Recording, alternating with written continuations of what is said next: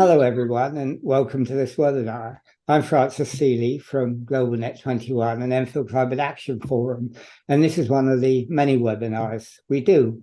And today we're going to talk about homeschooling, and we've got Tracey Williams with us today, and Tracey has done quite a few things with us in the past, and really well. But she's very much into homeschooling, not just into homeschooling, but she's built a support network around homeschooling in the many activities she does. Now, homeschooling has increased tremendously. I gather in 2021, there were well over 80,000 children doing homeschooling. And because of COVID, that's probably gone up tremendously. So we're going to talk about that. So welcome, Tracey, and really pleased that you're here with us today. So can we start by you again, because we asked you this once before in another webinar. Can you briefly tell us something about yourself? Okay, so I am a mother to one amazing son who I've been home educating since April of last year, so it's not even quite a year yet, but it feels like longer because of how much I do get involved in it. My background is all in HR, learning and development, coaching, training. So I love developing people, always have. I spent sort of 14 years in HR related roles, but also in training delivery for large retailers within the UK. Absolutely loved it because it provided lots and lots of opportunities for me to work with lots of different teams and different formats and so forth within food retail. Love food, love people. That's what brought me there.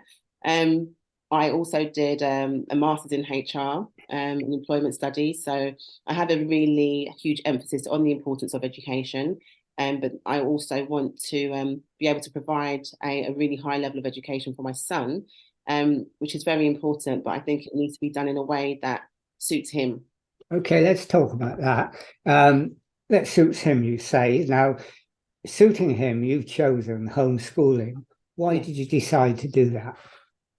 Well, it was a culmination of things, really, because my son hasn't got any, special educational needs or any learning difficulties or anything like that.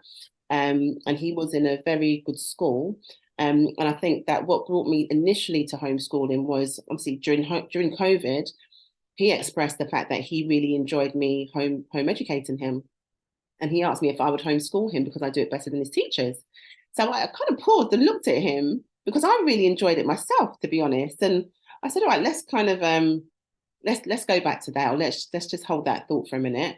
Thinking, okay, we'll go back to it. But at the moment, the system that was set up with the school from to do kind of education from home really worked well. And it was as though he was still at school because we still started at the same time and we still finished at the same time. Everything was structured.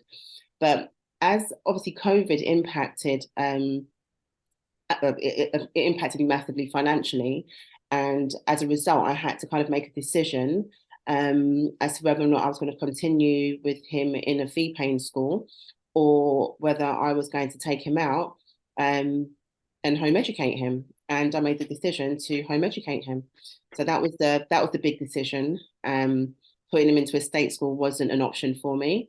So that's what brought me there. So it was your son who inspired you. It wasn't sort of an idea, an ideology that you had came directly from him.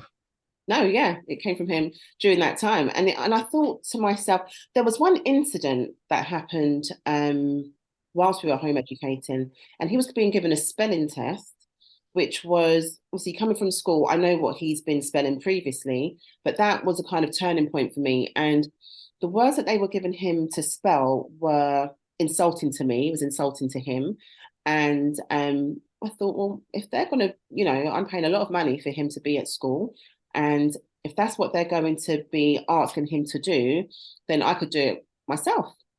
So I say it kind of started to wave a few red flags. And there were certain things that he was saying, I'd say hello to the teachers when they're not in the class and they don't say hello back to me. He had allergies as well. So every day when he went to lunch, he'd always say, no nuts, no soy, no eggs. So he had to be very observant with what he was eating. So by home educating him, I know what he's supposed to eat, and there wouldn't be any issues with his food or meal intakes. But they were very good with that, to be honest. So that wasn't a major reason. And there was a couple of other things that kind of stood out to me. So it wasn't a difficult decision by any means. I loved teaching him. I love learning. And to me, from the point of birth, we've always been active together. We've always gone to lots of places, and I've always used things as an educational kind of learning fun sort of situation. So taking it into home education and formalizing it, if you like, it wasn't, it felt like second nature, and it really excites me, and he's happy.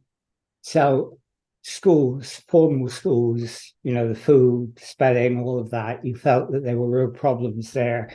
And you decided, because you had some doubts about that and your son inspired you to do homeschooling, you decided to do it. Now, when that decision was made, it must have been a bit daunting. You must have been just a little scared about it, or were you confident?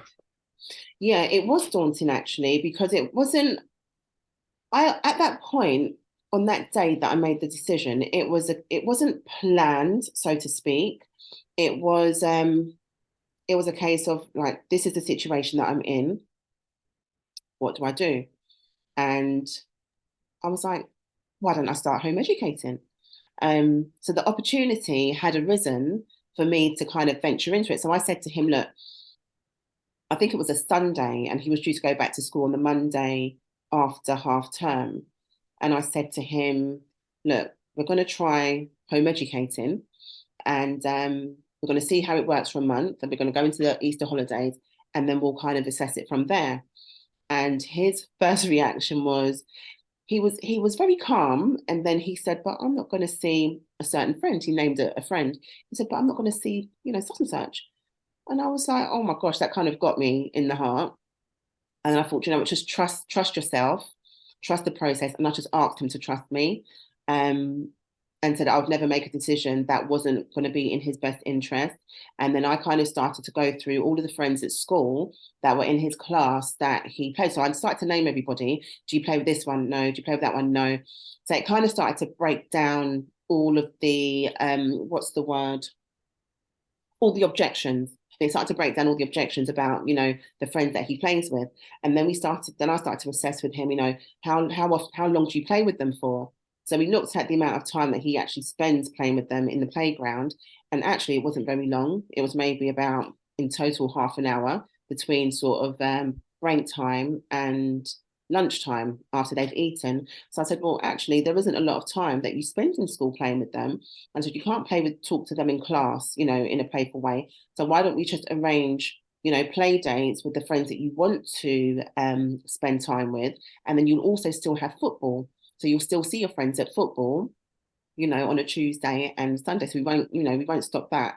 So when we kind of talked through all of that, it kind of alleviated any issues. And then we started to look at the benefits of actually home educating, and it was a win for him. So we just kind of gave it a try from there, and we then kind of looked at what he enjoyed doing and started to structure the days around that, but then kind of ensuring that I built in all of the core stuff, and then added on the rest, like history and geography and PSHE and all that sort of stuff. So he didn't actually miss his friends at all, because you found a way of making up for that.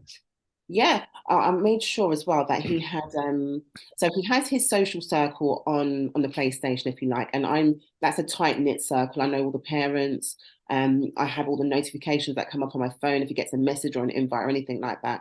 Not police, but kind of police softly.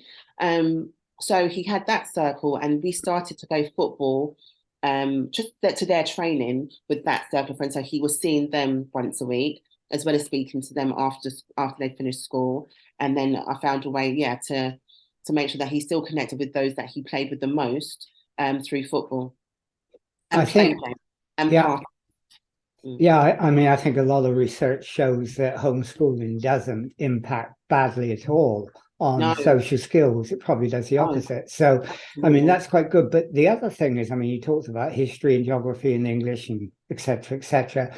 You're not a qualified teacher in all those things. So No. how did you go about starting the homeschooling, knowing the topics that really you needed to cover?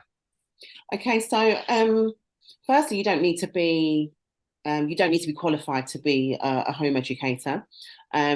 And before sort of jumping in with both feet and deregistering, I made sure that I did a lot of research. I looked at a lot of scholastic books, for example, because they kind of help you to look at the curriculum. So I bought some curriculum books for his age. I looked at the national curriculum, but I knew also that I wasn't necessarily going to run our way of educating based strictly on the national curriculum. So I looked at what needed to be delivered. I looked at the different ways that I could deliver that same, I don't know, level, or deliver the same message, if you like, but do it in a different way. It didn't have to be in that order. It also looked at, you know, what is his level of ability? What stretch does he need? What does he excel at? He really enjoys maths. What does he need? What's the opportunity? So I looked at, you know, just breaking down everything that needed to be done in English for the year, or where he was currently up to. And then I started to get a lot of the software, so things like Twinkle, and that I knew he used at school in the past. So I started to look at Twinkle. I started to look at Mathletics because he was using Mathletics at school. So I continued to use that and bought the subscription. So we still use some of the software and the materials and resources that he was using at school. And then I've also found other ones to kind of build into that. I think what I also did was look at an online private school option, whereby they would do with him maths, English, and science, and I think arts. I think the arts as well.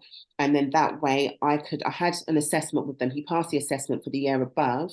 But I thought, all right, let's go to that maybe when I really need to use it, maybe like, I don't know, year 7, or maybe year 6, probably more so year 7, I'll start to have maybe a little bit more formal or structured approach to maths, English, and science.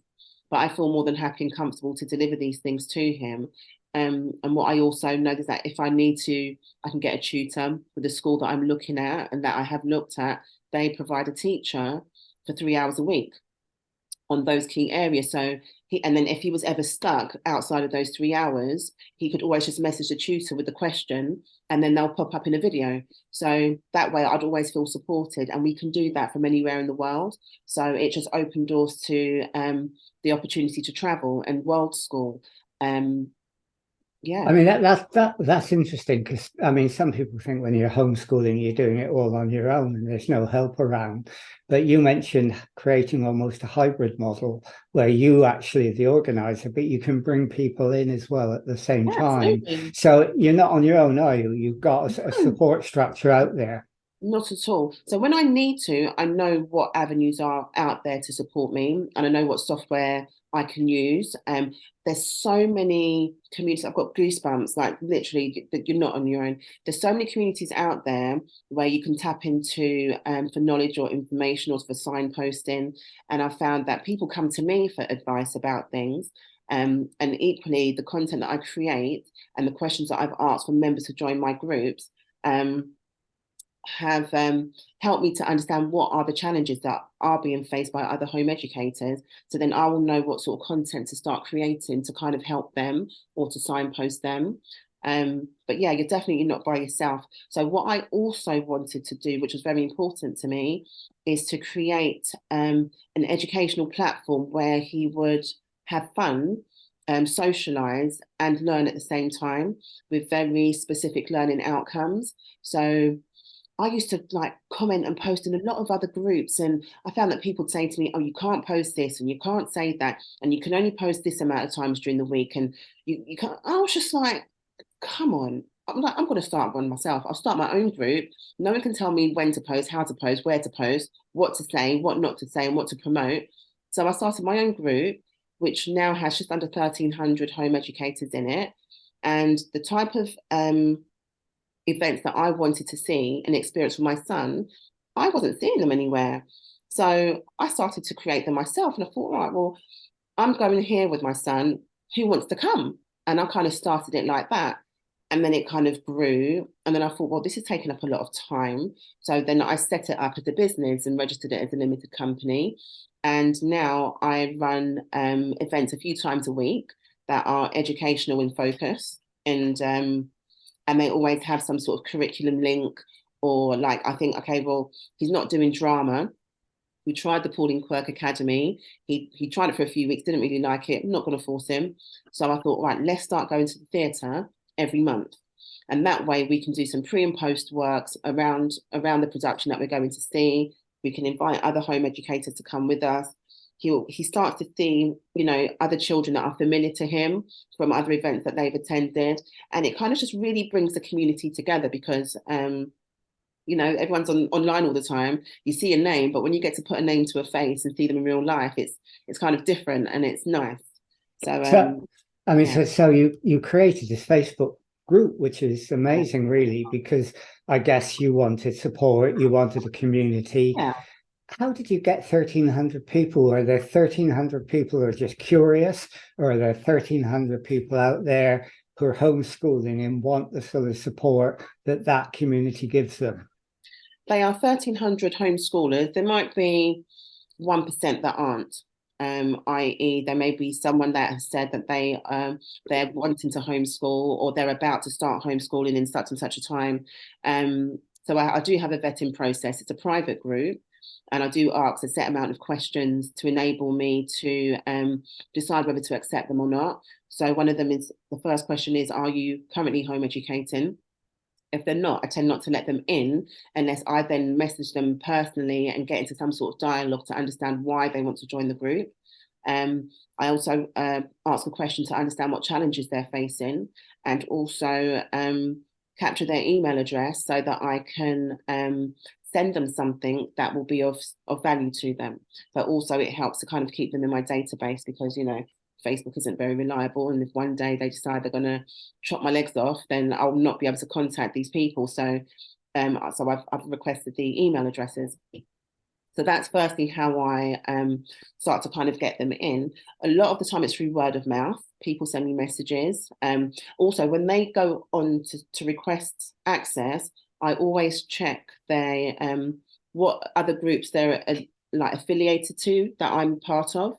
I look at who are their mutual friends of theirs to see if you know, it's not guilty by association, but if I know that they know Carol, for example, I think, oh, I like Carol, Carol's lovely. So there must be good people too.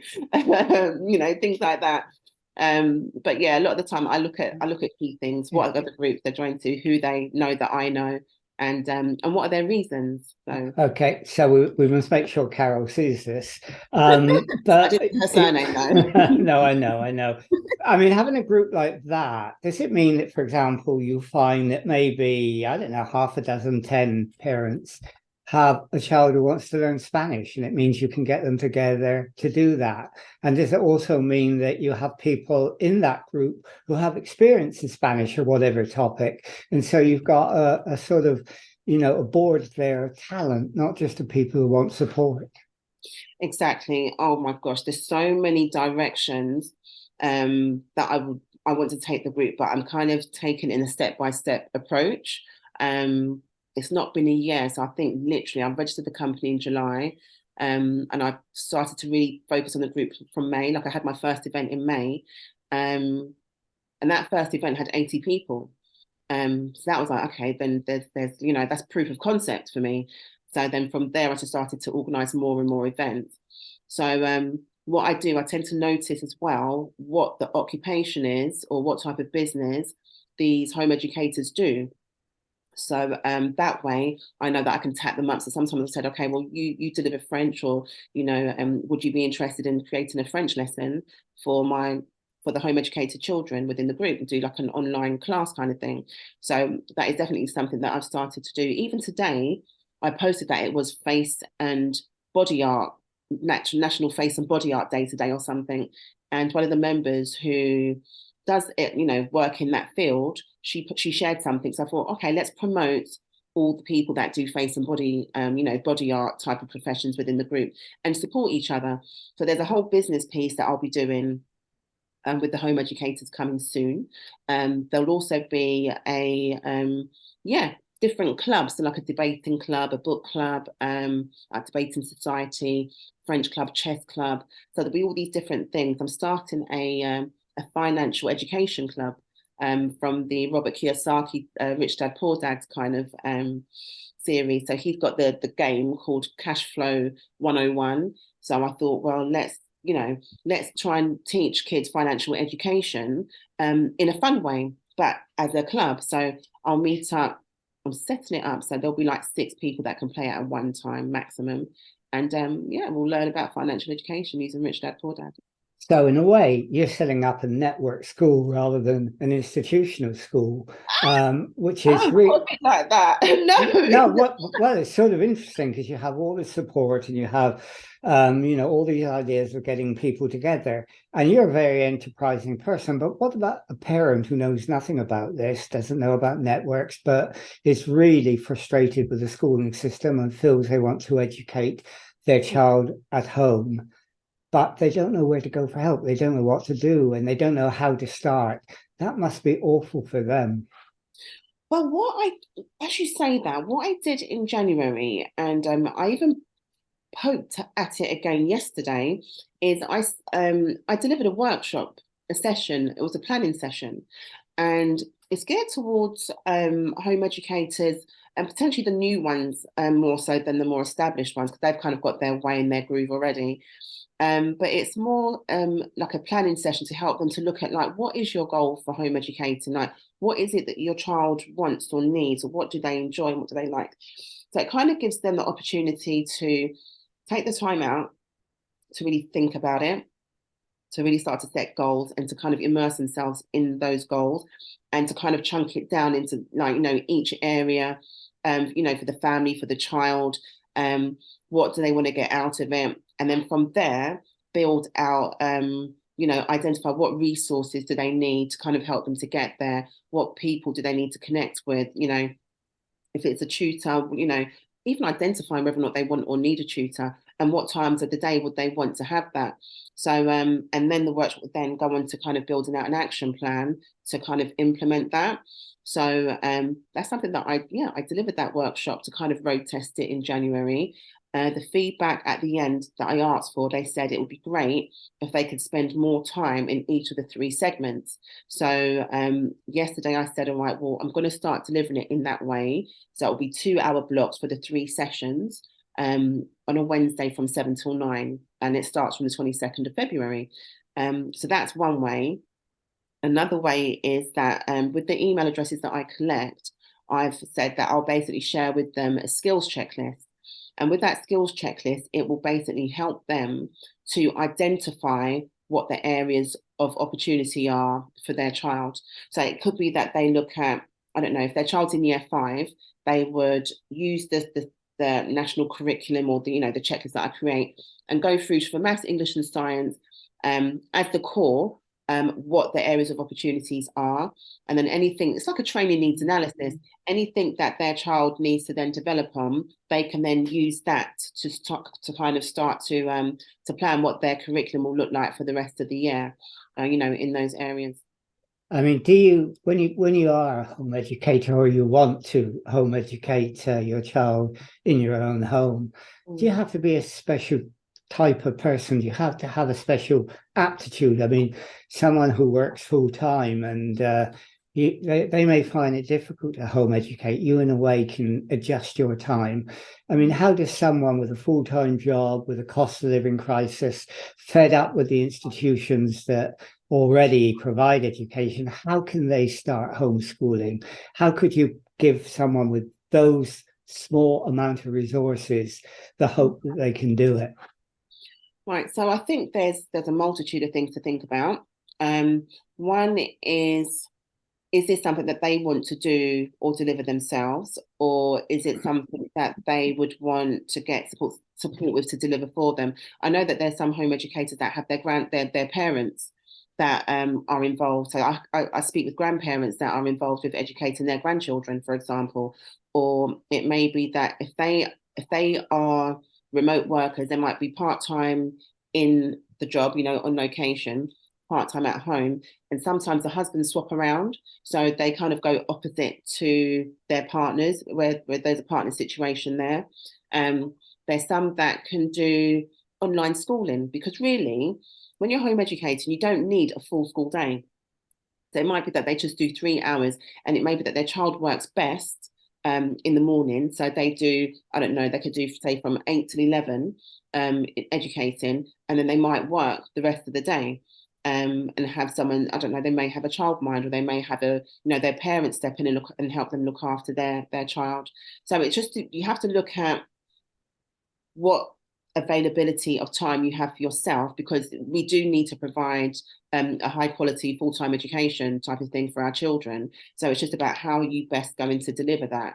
I don't think it's for everybody. I've spoken to many parents. I still speak to the children at my son's old school. A lot of them, I still see them once a week or twice a week because of football.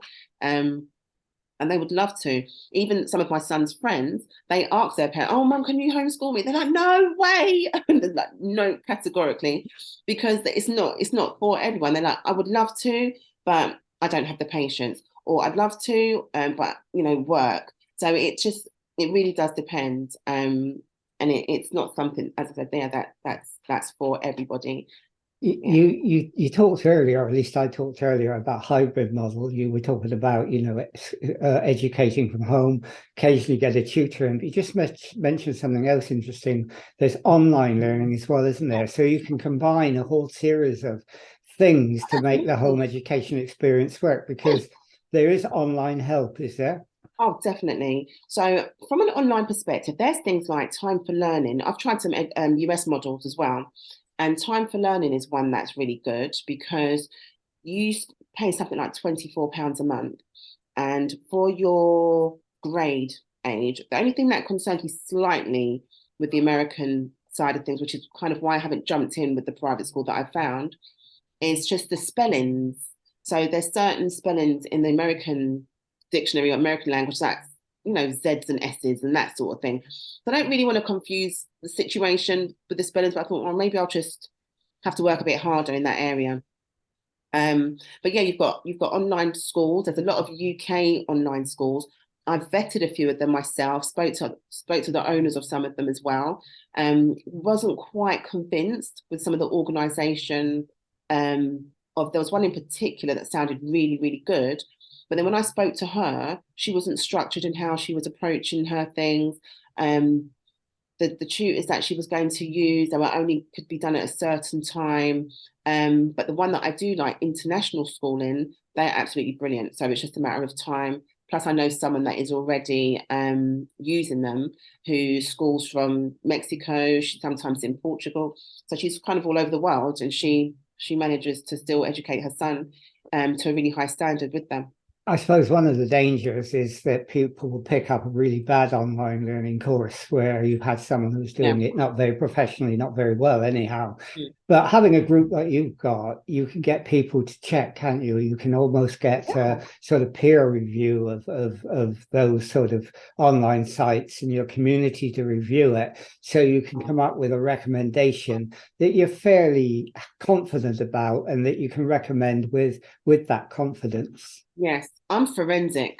I think I've got a real strength around research. I'm literally forensic. Any call, any conversation, any email, anything that has to happen, believe me, I'm doing it, because I'd rather do all the groundwork first and find out, anything in the early stages, rather than to invest time and money into something that's then not going to work. Twinkle's very good. They kind of do everything from sort of early years foundation through to 16-year-olds. And they follow the curriculum. They've got lots of. I've got. We're going to see Matilda, for example, in March, and they've got resources about Matilda. They'll have resources about certain observances. They'll have lots of activities. There's so much. There's so much that you can get from Twinkle alone. It's amazing. Mathletics, again, they're really good with regards to maths, and they send you a report every week to kind of show how much time's been spent, what's been done, what the percentages are. There's other free things, timestable.co.uk. I use that to kind of just keep my son on track with his timetables, and you can do it randomly. You can get worksheets, you can get all sorts. And then I also use like Scholastic books for his year, and then it gives me like a breakdown of what lessons to deliver every week for each term, autumn 1, autumn 2, and then I can just mix stuff around. I've got one for geography, history, maths, English, science, something else, I can't remember. We use like English type for him to practice his touch typing. I use Shaw Academy, which is mine, but they have like coding for kids. They have social media. So he's done like some social media lessons from there. You've even got like universities like Yale and Harvard. They do programs that are free.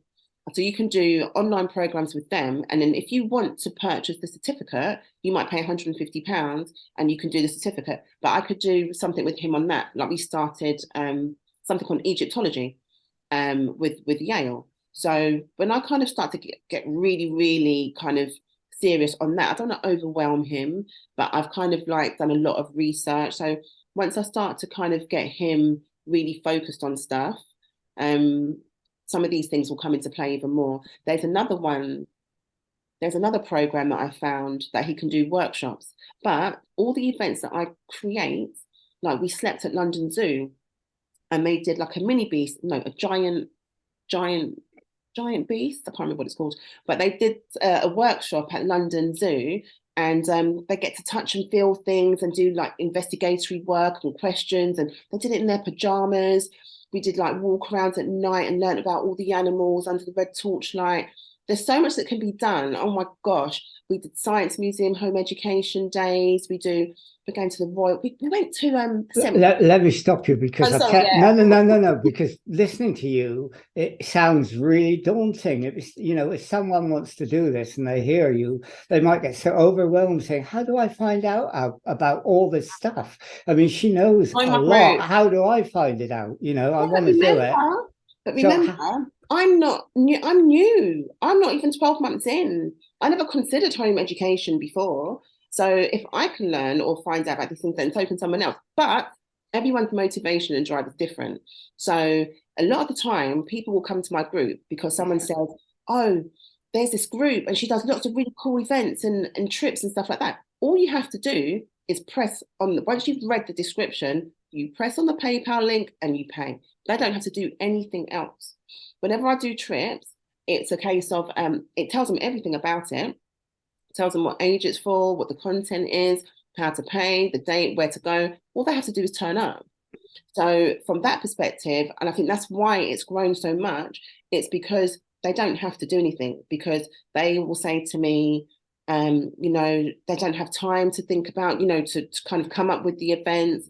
Sometimes cost is an issue. So if they were doing these things by themselves, their rate would be very different to the rates that I get as a group. And because I approach a lot of these companies, I approach them all as a business, and I'm very sort of firm, and I argue my case, like we are a school, we are an education group. I will then command the education rate. I never go and approach anywhere as it's a group activity. It's not a jolly. We're going there to learn. They're going there to learn and to be educated and to have fun whilst they're doing it and to socialize, because I want them to have friends. So, someone who wants to get involved in this and don't have all that knowledge that you've picked up over time, where would they first start? Where would they go to? Where would they go? I would first suggest that they visit the government website and look at what is home education, so they know what their legal obligations are and know their rights, know their expectations. I would also visit the local authority page for wherever they live, and look at what they say about home educating, because they also provide a lot of resources. Home education is 100,000% legal, so no one's doing anything wrong by deciding to make the decision to home educate. See what support is offered from a local authority perspective, and then if you go onto Facebook and put Home Education UK, for example, or Homeschooling UK, we like to call it home educating. Homeschooling is a very American way. So I've been reprimanded for using the wrong term before. I'm telling you, people have come to me on there because I've used the wrong term. Come to me, please. So to put in Home Education UK, and you'll see a myriad. You might say Home Education Essex, and you'll see all the home education groups in Essex. You go in there, introduce yourself, hi, I'm Sarah. I have a 9-year-old. I'm starting home education, and I'd love to, make some new friends, whatever. Go through the groups and see what sort of content they're posting. Look at the events, see what sort of things are being organized, and pop along to one if it resonates with you, and as you kind of go into one group and join, I think I'm joined to about 30 groups. I've joined to about 200 groups in total on Facebook, but I'm joined to so many groups, and I do contribute or post or like or comment or something throughout all of them. But then you'll find one that you gravitate towards the most, and you'll still touch on others. But that's what happened with me. And then I find that there's people that will come to your group, like every morning you get regular people that will come and they'll read or they'll post or they'll comment. You'll pop up. So I find that I've got a core base of people that tend to frequently come to events and that support the events and stuff. So. Okay. And then finally, if anybody wanted to make contact with you and find out more about what you do, and you do a heck of a lot, if they wanted to do that, how would they do it? Yeah, I would say do it. So they would go to, if they went onto Facebook, they'll go into the Joy of Home Educating, and they'll find a little green homeschooling thing, because that was the first thing I put out when I set it up. So all of that's going to be changed, going to be some rebranding and everything. But yeah, just put in the Joy of Home Educating, and then they'll find me. And then just click join to request access to the group, answer the questions, please. And then once they're in, I will welcome them. Okay, well, that was really, really a useful webinar, because you gave a lot of information, and not only did you give information, you actually also made people realize that there is a lot of information out there, a lot of support, and they don't need to be alone. And homeschooling is not about schooling alone. It's about schooling, if you do it right, in a community, which is what you've created. And that is really a fantastic story. So, thank you for doing the webinar, because that, I think, will have will resonate amongst a lot of people, and it will help them a great deal, and that's really important. So thanks for doing it, Tracey. And well, thanks, and we'll finish this webinar now.